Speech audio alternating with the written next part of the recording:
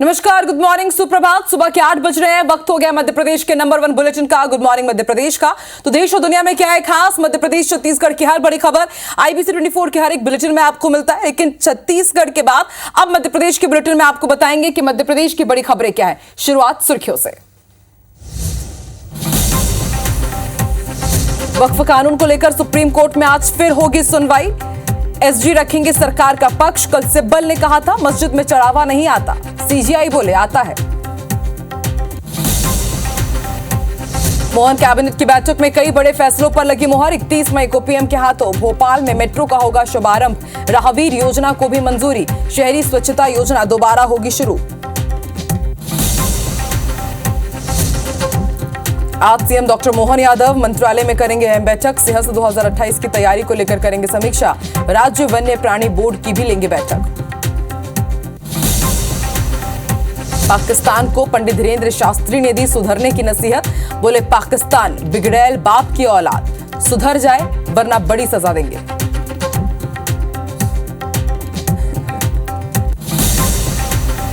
श्योपुर में युवती से छेड़छाड़ के बाद बदमाशों ने किया पथराव। घटना का CCTV फुटेज आया सामने। पुलिस पर कार्रवाई न करने का आरोप।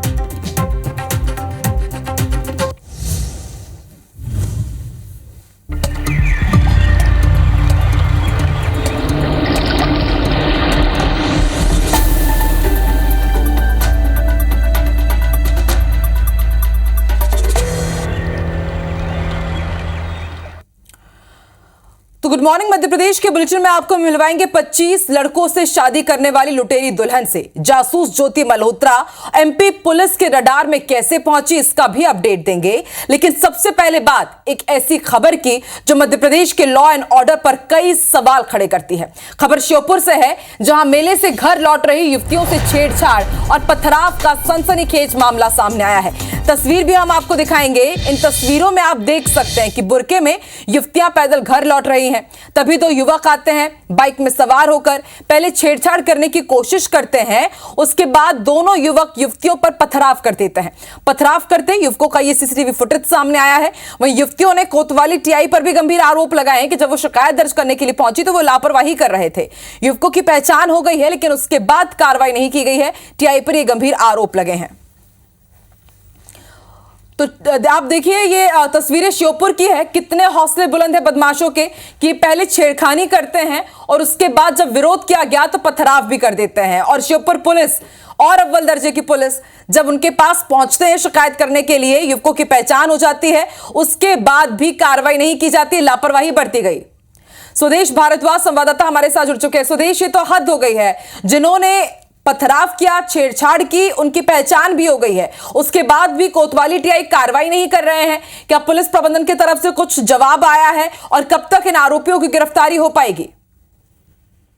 देखिए, बिल्कुल ये पुलिस की तरफ से उदासीनता वाला एक माहौल देखने को मिला है कि जब एक मेन बाजार में ही दो युवतियों को दो युवक, बाइक सवार युवक छेड़ते हैं, पथराव करते हैं। एक युवक की पहचान भी हो जाती है क्योंकि जो युवतियां थी वो थाने पे खुद जाके बताती है, लेकिन पुलिस अभी तक कोई एक्शन नहीं ले रही। ये एक बड़ी बात है क्योंकि पुलिस को तत्काल ही आरोपी को गिरफ्तार करना था, जिसमें से एक युवक की पहचान हुई। वो साहिल नाम से था, जो किला निवासी है।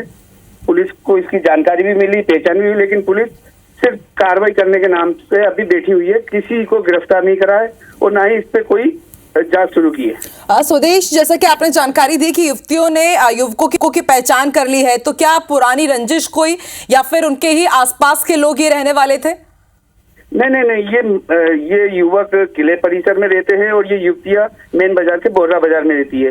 ये दोनों मनचले युवक है। इनके रिकॉर्ड भी पहले से ऐसे ही हैं, लेकिन पुलिस ने चलेगी आवेदन भी लिया, लेकिन पुलिस को ऐसे मामले में गंभीरता बरतते हुए पहले तो सबसे पहले FIR करनी थी, उसके बाद तत्काल युवकों को उठाकर उनको सबक सिखाना था। लेकिन पुलिस ने इसमें अभी तक कोई ऐसा पहल कदम नहीं उठाया जिससे कोई बड़ी कार्रवाई हो सके या युवतियों को आश्वासन मिल सके या उन आरोपियों को पकड़ सके। और बिल्कुल स्वदेश, देखिए, एक तो नाइट पेट्रोलिंग पर सवाल उठ रहे हैं, लॉ एंड ऑर्डर पर सवाल उठ रहे हैं, दूसरी तरफ छेड़छाड़ होती है, युवतियां पहचान कर लेती हैं, उसके बाद भी, जबकि ये आप बता रहे हैं कि पहले भी इनके खिलाफ केस दर्ज है, मनचले हैं ये, उसके बाद भी यदि श्योपुर पुलिस काम नहीं कर रही है तो कई सवाल उठ खड़े हुए हैं। अब शायद IBC 24 ने खबर दिखाई है प्रमुखता से, इसके बाद शायद अब पुलिस की नींद खुले और तब एक्शन लिया जाए। आप नजर बना के रखिएगा। स्वदेश, आगे आपसे अपडेट लेते रहेंगे। फिलहाल शुक्रिया पूरी जानकारी के लिए। बिग ब्रेकिंग आपको बालाघाट से बता दें, पुलिस और नक्सलियों के बीच मुठभेड़ हुई है। बताया जा रहा है कि नक्सलियों ने 20 से 30 राउंड फायरिंग भी की है और जवानों ने भी जवाबी फायरिंग की और उसके बाद नक्सली भाग निकले हैं। लांजी क्षेत्र के डाबरी में मुठभेड़ हुई है। भारी मात्रा में नक्सली सामान जब्त हुआ है। Hawk force, CRPF, cobra battalion की यह संयुक्त कार्रवाई रही। तो बिग ब्रेकिंग आपको बता रहे हैं बालाघाट से, जहां पर नक्सली और सुरक्षा बलों के बीच मुठभेड़ हुई है और मुठभेड़ में बताया जा रहा है कि नक्सलियों की तरफ से 20 से 30 राउंड फायरिंग की गई और जब हमारे सुरक्षा बलों ने जवाबी फायरिंग की तो उसके बाद नक्सली यहां से भाग खड़े हुए। लेकिन तस्वीरें आप देखिए, भारी मात्रा में नक्सली सामान भी जब्त हुआ है।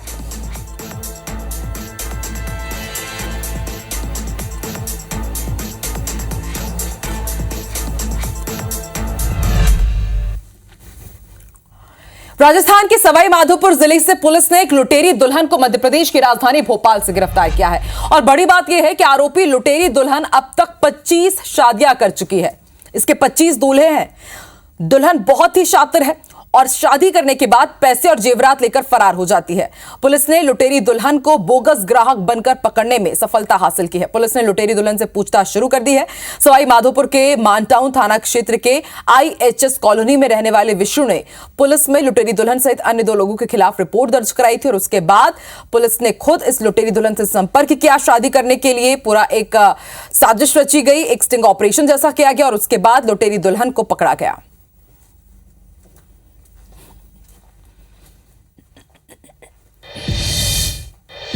पाकिस्तान की जासूसी करने के आरोप में गिरफ्तार यूट्यूबर ज्योति मल्होत्रा से उज्जैन पुलिस पूछताछ करेगी और इसके लिए उज्जैन एसपी ने एसआईटी का गठन कर टीम को हिसार रवाना करने के निर्देश दिए। दरअसल ज्योति मल्होत्रा 2 दिन उज्जैन में भी रुकी थी। बाबा महाकाल के दर्शन का वीडियो भी उसने सोशल मीडिया पर अपलोड किया था। तस्वीरें भी हम आपको दिखा रहे हैं। वहीं एनआईए की पूछताछ के बाद ज्योति की जासूसी की कड़ी पहलगाम आतंकी हमले से भी जुड़ रही है। एनआईए पहले ही इस हमले की जांच कर रही है। दरअसल ज्योति भी हमले से पहले जनवरी में कश्मीर गई थी, जहां उसने आतंकियों के टारगेट पर रहने वाली जगहों पर जाकर वीडियो भी बनाए थे। इनमें पहलगाम भी शामिल था। अब जांच एजेंसीज ये पता लगा रही है कि पाकिस्तान खुफिया अधिकारियों के अलावा कहीं ज्योति सीधे आतंकियों को तो सीक्रेट इंफॉर्मेशन शेयर नहीं कर रही थी। इसके लिए उसके मोबाइल और लैपटॉप का डेटा खंगाला जा रहा है और जो डेटा मोबाइल और लैपटॉप से डिलीट किए गए हैं उसे भी रिकवर किया जा रहा है। तो 2 दिन उज्जैन में रुकी थी ज्योति मल्होत्रा और अब ऐसे में उज्जैन पुलिस हिसार रवाना होगी और उससे पूछताछ भी की जाएगी, क्योंकि उसके सोशल मीडिया प्लेटफॉर्म में उज्जैन के महाकाल मंदिर के भी कुछ वीडियोस मिले हैं और ना सिर्फ उज्जैन बल्कि ये भी उसकी संदिग्ध गतिविधि कश्मीर में भी पाई गई है, क्योंकि जहां पर आतंकी हमला हुआ था जनवरी में ज्योति मल्होत्रा वहां भी पहुंची थी। तो ऐसे में सबसे बड़ी अब शक की सो यही है कि क्या आतंकियों को भी कुछ सीक्रेट इंफॉर्मेशन ज्योति मल्होत्रा शेयर कर रही थी या फिर इन आतंकियों के साथ जिन्होंने पहलगाम आतंकी हमले को अंजाम दिया, क्या उनके साथ डायरेक्ट लिंक ज्योति मल्होत्रा का था।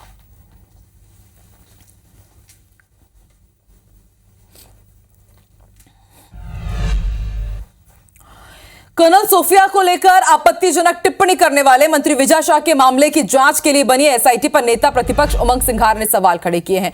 उमंग सिंघार ने सोशल मीडिया पर एक पोस्ट शेयर किया और लिखा कि एसआईटी में शामिल आईजी प्रमोद वर्मा साल 2010 में एसपी खरगोन थे, तो विजय शाह जिले के प्रभारी मंत्री थे।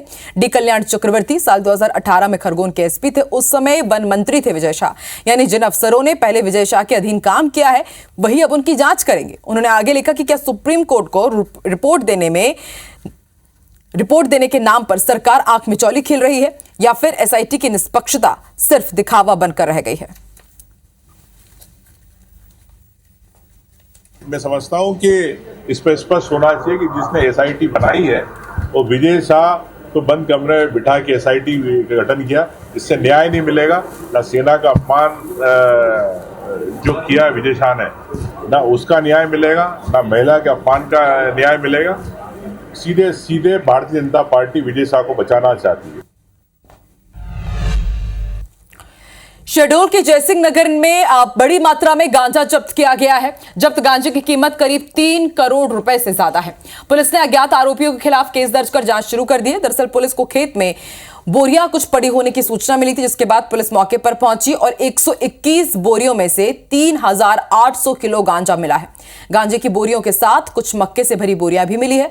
पुलिस ने आशंका जताई है कि मक्के की बोरियों के साथ छुपाकर गांजा की तस्करी की जा रही थी। पुलिस ने अज्ञात आरोपियों के खिलाफ केस दर्ज कर जांच शुरू कर दी है। इस संबंध में छानबीन की जा रही है। प्रथम दृष्टया देख करके ऐसा प्रतीत होता है कि आरोपियों द्वारा, अपराधियों द्वारा उक्त गांजे की खेप परिवहन की जाने के दौरान हड़बड़ी में यहाँ पर डंप करके भागना प्रतीत होता है। इस संबंध में आसपास के टेक्निकल साक्ष्य एकत्रित करके आरोपियों की तलाश की जा रही है। और अब आपको मध्य प्रदेश का वेदर अपडेट देते हैं। मौसम विभाग ने भोपाल, इंदौर, ग्वालियर सहित 40 जिलों में तेज आंधी के साथ बारिश का अलर्ट जारी किया है। पिछले एक हफ्ते से प्रदेश के अलग अलग हिस्सों में बारिश हो रही है। प्रदेश और आसपास के इलाकों में 5 मौसमी सिस्टम फिलहाल एक्टिव है। Western disturbance, cyclonic circulation, trough line, नमी का बहाव और स्थानीय गर्माहट एक्टिवेट होने से मौसम का मिजाज बदला हुआ नजर आ रहा है। मालवा, विंध्य महाकौशल के हिस्सों में एक्टिव सिस्टम का ज्यादा असर देखने को मिलेगा। मौसम विभाग ने अलर्ट जारी कर दिया है। आज से लेकर 9 तपा तक 14 जिलों में आंधी, बादल और बारिश के आसार हैं। अपर एयर साइक्लोनिक सर्कुलेशन जो है वो बनेगा, जो कि 22 तारीख के आसपास निम्न दबाव के क्षेत्र में परिवर्तित होगा और नॉर्थवर्ड मूव जो है वो करेगा। तो कुल मिला के देखा जाए तो 5 दिनों के अंदर जो है वो वर्षा की गतिविधि में हल्की सी तेज़ी महसूस की जाएगी। और अभी जो फिलहाल जो हीट वेव जो एक्सट्रीम नॉर्दर्न पार्ट्स के अंदर बनी हुई है वो आज और कल जो है वो रहने की भी उम्मीद है, और उसके बाद से हीट वेव जो है वो एबेट हो जाएगी। दहेज प्रताड़ना, मारपीट, घरेलू हिंसा, ये अपराध के वो मामले हैं जिसे सुनकर महिलाएं आज भी सिहर जाती हैं। शादियों के बाद ऐसे कई मामले अक्सर सामने आते हैं, लेकिन इस बार जो घटना सामने आई है वो एक विधायक परिवार से है। यहां छोटी बहू ने पूरे परिवार पर बेहद गंभीर आरोप लगाए हैं। क्या ये गंभीर आरोप, इस रिपोर्ट में देखिए।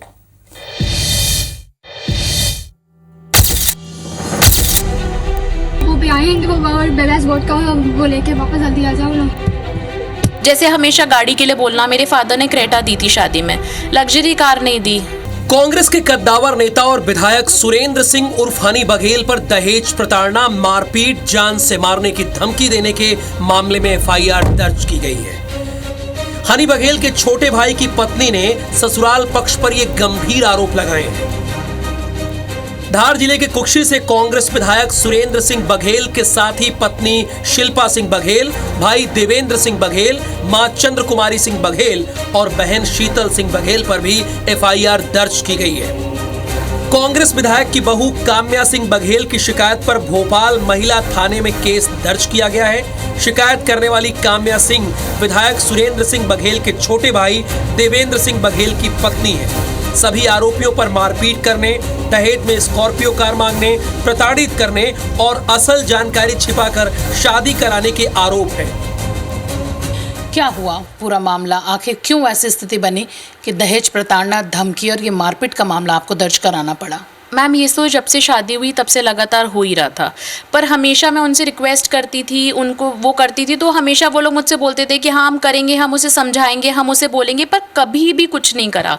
जैसे हमेशा गाड़ी के लिए बोलना, मेरे फादर ने क्रेटा दी थी शादी में, लग्जरी कार नहीं दी, हम लोग छोटी गाड़ियों में नहीं बैठते, हमारे फादर कभी छोटी गाड़ी में नहीं बैठे। हमेशा मेरी मदर इन लॉ और मेरे हस्बैंड हमेशा बोलते थे, जब भी मैं इस चीज़ की कंप्लेन अपने जेठ से करती थी तो वो बोलते थे गलत क्या बोल रहे हैं यार, अगर आपके फादर एक गाड़ी दे देंगे उससे आपका घर बच रहा है तो क्या प्रॉब्लम है। एजुकेशन को लेकर भी आपके हस्बैंड की धोखे में रखा गया? अरे उनने मुझसे ये बोला था, क्योंकि मैं MBA हूँ, तो उनने कहा कि वो भी MBA है। मैंने उनसे पूछा किस में करा है, तो उन्होंने बोला फाइनेंस में MBA करा हुआ है।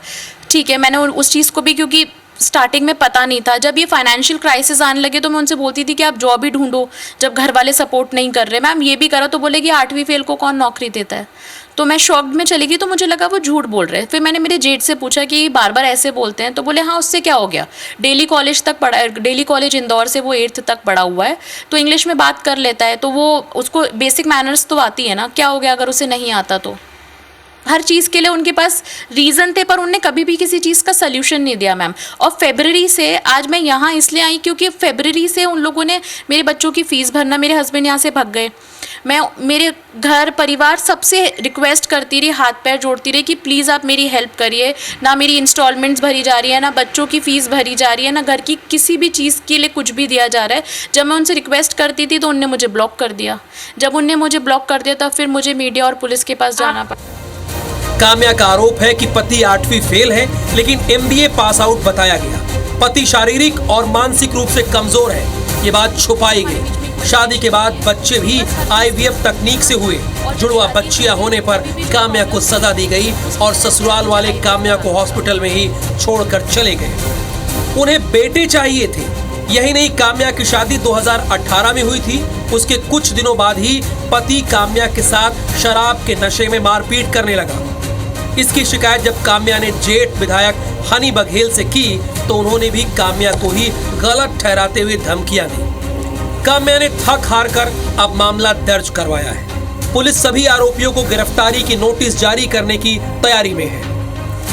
उन्होंने बताया कि खर्चे के लिए पैसे भी नहीं दे रहे हैं और परेशान कर रहे हैं और पति द्वारा मारपीट की जाती है, तो जिसकी FIR दर्ज करके और जांच की जा रही है। दहेज का और डोमेस्टिक वायलेंस का मैटर है। काम्या ने पुलिस को मारपीट और धमकाते हुए वीडियो भी सौंपे हैं, जिसके आधार पर पुलिस ने केस दर्ज किया है। वो भी आएंगे, वो बेबस बोर्ड का वो लेके बेसबॉल के बैट से मार रहे हैं। हाँ नैन चौराहे पे हैं। अपन डिपो पर रहेंगे, भैया दरी पे बेसबॉल का बैट लेकर आए मारने के लिए। भैया फिलहाल काम्या मामले में न्याय चाहती है। काम्या ने उस परिवार पर ये आरोप लगाए हैं जहां वो सुहाने सपने लेकर अपना घर छोड़कर गई थी। उसे उम्मीद थी कि नए घर में नया परिवार मिलेगा और वो अपने पति के साथ खुशी खुशी रहेगी, लेकिन ससुराल में काम्या के साथ जो सलूक हुआ उससे थक हार कर अब काम्या पुलिस की शरण में पहुंच गई है। हरप्रीत कौर रीन, IBC 24, भोपाल।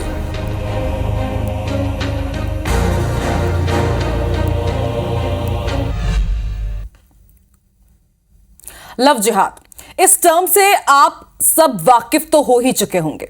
मतलब कि नाम बदलकर, धर्म छिपाकर किसी को प्यार के जाल में फंसाना। लेकिन राजधानी भोपाल में लव जिहाद का जो मामला सामने आया है बिल्कुल उलट है। यहां शिकार एक लड़का हुआ है, लेकिन जब मामला थाने पहुंचा तो ऐसा ट्विस्ट आया कि पुलिस भी दंग रह गई। देखिए रिपोर्ट।